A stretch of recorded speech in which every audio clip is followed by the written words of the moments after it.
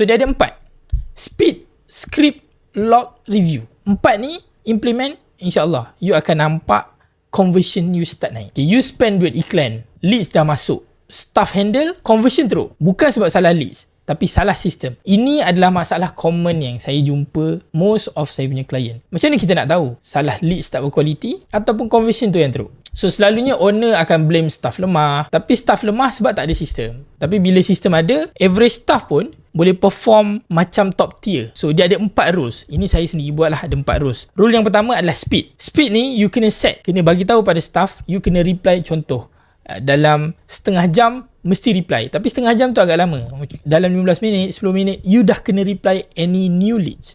Itu nombor 1. Ada research yang tunjuk conversion ni dia akan drop 80% kalau leads tu terbiar selama 1 jam. So, staff kena tahu. Saya akan recommend masukkan dalam KPI, you kena reply within berapa minit. Nombor 2, script. Kena bagi staff template macam mana nak respon kepada 3 jenis customer.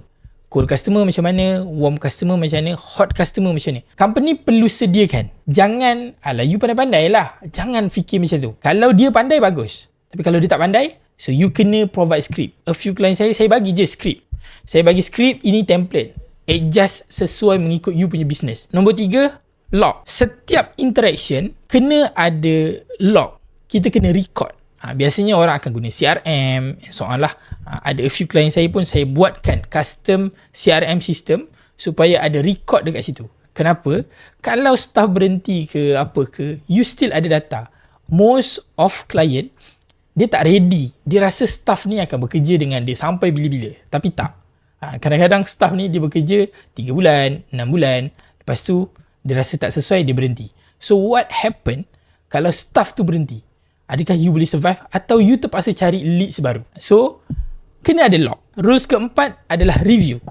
Perlu ada weekly review. At least 30 minit. Review ni nak tengok apa? Tengok pipeline. Daripada leads masuk, apa dia reply, macam mana orang respon. Semua tu kena tengok.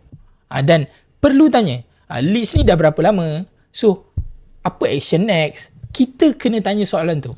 Sebab sistem ni yang akan prevent leak dalam funnel. Kita ada funnel kan? Kita tak nak dia bocor di peringkat awal atau di mana-mana. Kita nak memang customer melalui journey tu.